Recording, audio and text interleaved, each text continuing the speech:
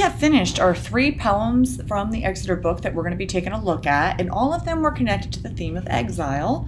As you noted, all of them were elegies too, which meant they mourned the loss of someone or something. For today, I just want you to do this reflection activity in Google Classroom. It's going to be set up as a question, and I'm going to ask you in the response to just answer them by number. But I'm looking for an expanded response of 4 to 5 sentences each, okay? And that'll be your work for today. All right, the first question I have is this.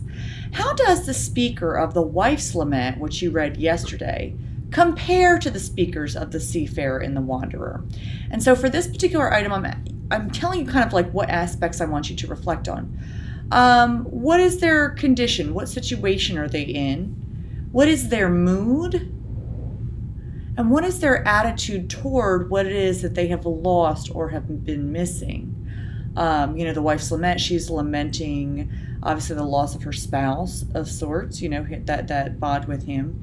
But look at her closing stanza, if you want to refer back to that poem and that posting. I'll add the post. I'll add all PDFs to this posting. The circumstances, certainly, what caused them to be in exile.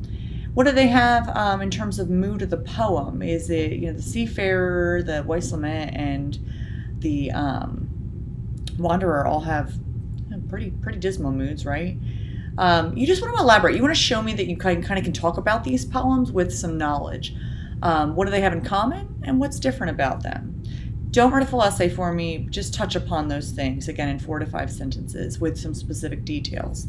The second question I ask is this. Based on what you've read so far from the Seafarer and the Wanderer were both from male perspectives, and the Wife's Lament was from a female perspective, my larger question is, let's consider gender in Anglo-Saxon life. If you really want to just focus on the second part of this question in 4 to 5 sentences, that would be fine. Based on what experiences were conveyed in these poems, in what ways might the condition of the Anglo-Saxon woman be more or perhaps less desirable than that of men? Okay? And that's our focus for today. Tomorrow, we're going to be focusing on vocabulary.